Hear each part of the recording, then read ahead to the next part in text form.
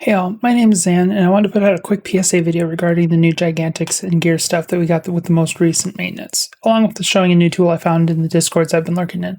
I'll touch on the second part first, but if you're new here, I upload NGS content here on YouTube every week-ish, and hitting that subscribe button will let you know when I upload more. I'll be putting out a video on Urgent Quest bosses this week still, so hitting that bell icon will let you know when I release it. Last video, I talked about a gear and rotation/CPS details and said the units are super close together. I found a spreadsheet that's linked in the description below that lets you see exactly how close they are. At this current point in time, fixed attack appears to be the best, but the difference between level 3 and level 5 is practically the same as a rounding error. For those trying to eke out every last damage, level 5 attack is probably the best. For the probably 80% of the player base though, level 3 is good enough. Feel free to play with it and see what works best for you. And now the primary reason for the video. With the last maintenance, Sega gave us the Gigantix bosses. These are huge challenges for two reasons. They're level 24, and they're limited to when it's raining. Gigantix are basically giant DPS checks, since you only have so much time to kill them. Barely enough time normally, but Sega's now come out and said that the weather systems are bugged, so it's even shorter amount of time. Gigantix takedowns were somewhat common during the global beta, but even those same people are struggling now due to only having about 90 seconds sometimes.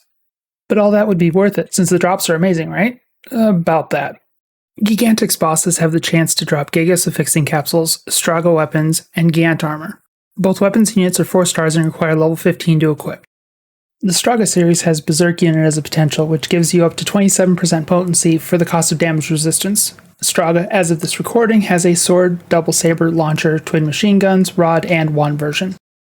Gigant armor gives 15 defense to start and 56 at max level. It does give an extra 10 PP and 2% potency to all 3 attacks, but it does this at a cost of 20 HP and decreases all status resistances by 50%.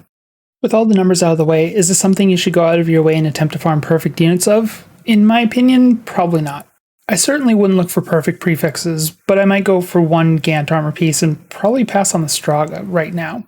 Of course, I say this based on the challenge of Gigantix farming currently. As I stated earlier, Sega did say there's a bug related to weather patterns being too short, and it sounds like they're going to be performing emergency maintenance to resolve the issue.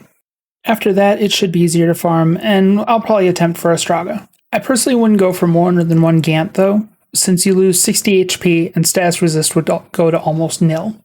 If you're either a Rod or Talus user that stays long range, or nail your dodges 95% of the time, then feel free to try it out. You'll see in my next video how good I am at dodging and the reasons why I make the decisions I do.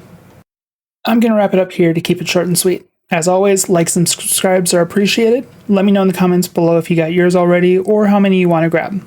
I'll be live on Twitch Friday night at 7 PDT if you want to ask questions about anything NGS at twitch.tv/ZanTM. Otherwise, have a good one, and I hope to see you in the next video.